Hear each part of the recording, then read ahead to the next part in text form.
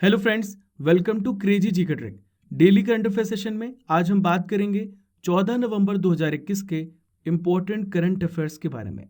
दोस्तों, यदि आपको उसका पीडीएफ चाहिए तो आप हमारे टेलीग्राम लिंक को ज्वाइन करके पीडीएफ को डाउनलोड कर सकते हैं। देखिए फ्रेंड्स, आज का सबसे पहला इंपॉर्टेंट करंट अफेयर ये रहा। हाल ही में राज्यसभा का महासचिव जनरल सेक्रेटरी किसे नियुक्त किया गया है? तो किसे नियुक्त किया गया है? प्रमोद चंद्र मोदी जी को। दोस्तों, ये किसकी जगह लेंगे? ये पीपी के रामाचर्यालू की जगह लेंगे।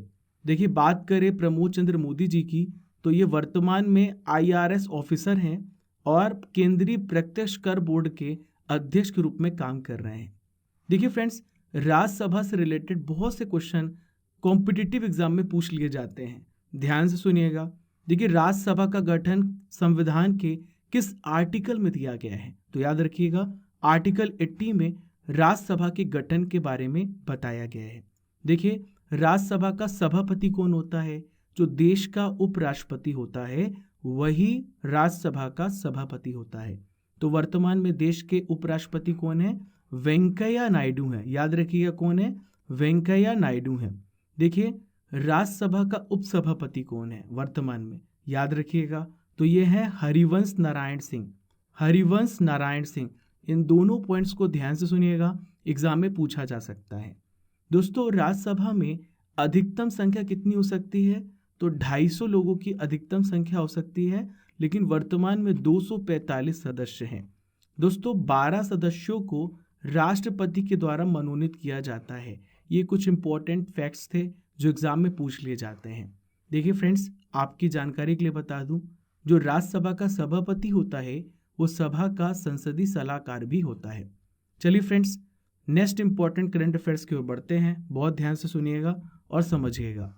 हाल ही में हबीबगंज रेलवे स्टेशन का नाम बदलकर रानी कमलापति रेलवे स्टेशन कर दिया गया है। तो दोस्तों, ये किस राज्य में स्थित है? तो देखिए फ्रेंड्स, ये मध्य प्रदेश राज्य में स्थित है। आइए सभी इंपॉर्टेंट जानकारियों को जान लेते हैं। हबीबगंज रेलवे स्टेशन भारत के किस शहर में आता है? तो ये भोपाल शहर में आता है। देखिए फ्रेंड्स, हाल ही में पीएम मोदी जो हैं 15 नवंबर को इसका लोकार्पण करेंगे। दोस्तों, हबीबगंज रेलवे स्टेशन का निर्माण कब हुआ था? तो 1979 में इसका निर्माण हुआ था और यह जो रेलवे स्टेशन है पश्चिम मध्य रेलवे क्षेत्र के अंतर्गत आता है। देखिए, मैं आपकी जानकारी के लिए बता दूं, भारत में वर्तमान में 18 रेलवे जोन है। उसमें से एक रेलवे जोन जो है वो पश्चिम मध्य रेलवे क्षेत्र के अंतर्गत आता है, जिसका मुख्यालय कहाँ पे है? जबलपुर में है। याद रखिएगा, इसे लिख लीजिए, नोट कर लीजिए। देखिए, हबीबगंज जो है देश का पहला ISO 9001 सर्टिफाइड रेलवे स्टेशन भी है। दोस्तों, अब मैं आपको हाल ही में बदले गए कुछ इंपॉर्टेंट नाम हैं जो आपके एग्जाम में पूछे जा सकते हैं, बता रहा हूँ, ध्यान से सुनिएगा। देखिए, पहला है मिड डे मील योजना। तो मिड डे मील योजना का नाम बदल के क्या कर दिया गया है? PM पोषण योजना कर दिया गया है। देखिए फ्रेंड्स, नेक्स्ट है छिंदवाड़ा विश्वविद्यालय, जो कहाँ पे आता है? MP में आता है और इसका नाम बदलकर राजा शंकर शाह विश्वविद्यालय कर दिया गया है। अगला है फ्रेंड्स राजीव गांधी खेल रत्न पुरस्कार। वेरी वेरी इंपॉर्टेंट दोस्तों, इसका नाम बदलकर मेजर ध्यानचंद खेल रत्न पुरस्कार कर दिया गया है। और दोस्तों, राजीव गांधी खेल रत्न पुरस्कार हर साल 29 अगस्त को दिए जाते हैं मेजर ध्यानचंद जी की याद पे। नेक्स्ट है friends Pune army sports stadium. इनका नाम बदल के क्या कर दिया गया? नीरज चोपड़ा स्टेडियम कर दिया गया है। दोस्तों, हाल ही में आपको पता है नीरज चोपड़ा ने स्वर्ण पदक जीता था ओलंपिक में, और दोस्तों इनकी याद पे हर साल 7 अगस्त को भाला फेंक दिवस भी मनाया जाता है। अगला है फ्रेंड्स मांडू अडी रेलवे स्टेशन। किस राज्य में है? यूपी में है। इसका नाम बदल के क्या कर दिया गया फ्रेंड्स? बनारस रेलवे स्टेशन कर दिया गया है। देखिए फ्रेंड्स, अगला इंपॉर्टेंट करंट अफेयर आपके सामने रहा। हाल ही में राष्ट्रपति भवन में आयोजित राज्यपालों और उपराज्यपालों के 51वें सम्मेलन की अध्यक्षता किसने की है? तो देखिए फ्रेंड्स, किसने की है? राष्ट्रपति रामनाथ कोविंद जी ने की है। ये देश के राष्ट्रपति हैं, आपको पता है, और हाल ही में इन्होंने 51वें सम्मेलन को संबोधित किया है। आप सोच रहे होंगे कि पहला सम्मेलन कब हुआ था? तो ध्यान से सुनिएगा, राज्यपालों का पहला सम्मेलन 1949 में हुआ था, 1949 में। ध्यान से सुनिएगा दोस्तों। इससे पिछला सम्मेलन कब हुआ? तो तो 2019 में इससे पिछला सम्मेलन हुआ और अब ये सम्मेलन 2021 में हो रहा है। देखिए फ्रेंड्स, जो राष्ट्रपति हैं रामनाथ कोविंद, ये अध्यक्षता कर रहे हैं चौथे सम्मेलन की। मैं आपकी जानकारी के लिए बता दूं, देश भर के सभी राज्यों और केंद्र शासित प्रदेशों के राज्यपाल और उपराज्यपालों ने, प्रधानमंत्री कौन है देश के, नरेंद्र मोदी जी, उपराष्ट्रपति कौन है, वेंकैया नायडू, केंद्रीय गृह मंत्री कौन है, अमित शाह, इनके साथ सम्मेलन में भाग लिया। देखिए, एक इम्पॉर्टेंट जानकारी है जिसे आप नोट कर लीजिए। हाल ही में अमित शाह जो हैं, ये सहकारिता मंत्रालय के मंत्री भी हैं। हाल ही में एक नया मंत्रालय बनाया गया है, इसका क्या नाम है, सहकारिता मंत्रालय नाम है। चलिए फ्रेंड्स, अगले इंपॉर्टेंट करंट अफेयर्स की ओर बढ़ते हैं। नासा और निजी रॉकेट कंपनी स्पेस एक्स ने हाल ही में किस मिशन को लॉन्च किया है? तो देखिए, इस मिशन का क्या नाम है, इस मिशन का नाम है क्रू 3। देखिए, इस मिशन के तहत 4 अंतरिक्ष यात्रियों को अप्रैल 2022 तक 6 महीने के विज्ञान मिशन के लिए अंतर्राष्ट्रीय स्पेस स्टेशन भेजा जाएगा। देखिए, यहाँ पे बात आई है नासा की, तो देखिए नासा से रिलेटेड कुछ इंपॉर्टेंट फैक्ट्स हैं जो आपको याद रखने होंगे। इसकी स्थापना कब हुई थी? 1958 में हुई थी। वर्तमान में इसका हेडक्वार्टर कहाँ पे है, पूछा जा सकता है। वॉशिंगटन डीसी में है, जो कि कहाँ पे है, यूएसए में है, यूनाइटेड स्टेट्स ऑफ अमेरिका में है। देखिए, वर्तमान में बात कर लेते हैं अब स्पेस एक्स के संस्थापक की। तो स्पेस एक्स के संस्थापक कौन है? एलॉन मस्क हैं। कौन है? Elon Musk. और यह कंपनी कब बनी? 2002 में यह कंपनी स्थापित हुई थी, याद रखिएगा, वेरी वेरी इंपॉर्टेंट। देखिए, इसका हेडक्वार्टर कहाँ पे है? इसका हेडक्वार्टर कैलिफोर्निया में है, जो कि कहाँ पे है, यूएसए में है। ठीक है फ्रेंड्स, इन सभी इंपॉर्टेंट जो फैक्ट्स हैं, इन सभी को याद रखिएगा, एग्जाम में पूछे जा सकते हैं। देखिए, जो अमेरिकी अंतरिक्ष एजेंसी है नासा और एलोन मस्क, इन दोनों ने मिलकर के क्रू 3 मिशन लॉन्च किया है। देखिए, मैं 4 लोगों के बारे में आपको बता रहा था, तो जो मिशन कमांडर हैं, इनका क्या नाम है? राजाचारी नाम है, जो कि भारतीय मूल के नासा के अंतरिक्ष यात्री हैं। देखिए, अन्य 3 अंतरिक्ष यात्रियों का भी नाम सुन लीजिए। टॉम मार्शबर्न, जो कि पायलट हैं, कायला बेरेन मिशन विशेषज्ञ हैं, मैथियस मोरर, जो कि मिशन विशेषज्ञ हैं। चलिए फ्रेंड्स, अगले इंपॉर्टेंट करंट अफेयर्स की ओर बढ़ते हैं। ध्यान से सुनिएगा और सभी पॉइंट्स को नोट कीजिएगा। हाल ही में भारत की सबसे अमीर सेल्फ मेड महिला कौन बन गई हैं? इनका क्या नाम है? तो दोस्तों, इनका क्या नाम है? फाल्गुनी नायर। क्या नाम है? फाल्गुनी नायर। ब्यूटी और fashion e commerce platform Nykaa की ये सीईओ हैं और ये संस्थापक भी हैं। भारत की सबसे अमीर सेल्फ मेड महिला बन गई हैं। देखिए फ्रेंड्स, नायका की स्थापना कब हुई थी? 2012 में नायका की स्थापना हुई थी। नायका में इनकी 53.5% हिस्सेदारी है और उनकी कुल संपत्ति 7.48 बिलियन अमेरिकी डॉलर है। देखिए फ्रेंड्स, अगला इंपॉर्टेंट करंट अफेयर ये रहा।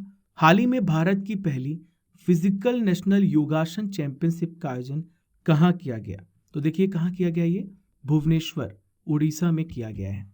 दोस्तों, इसका आयोजन कब से कब तक होगा?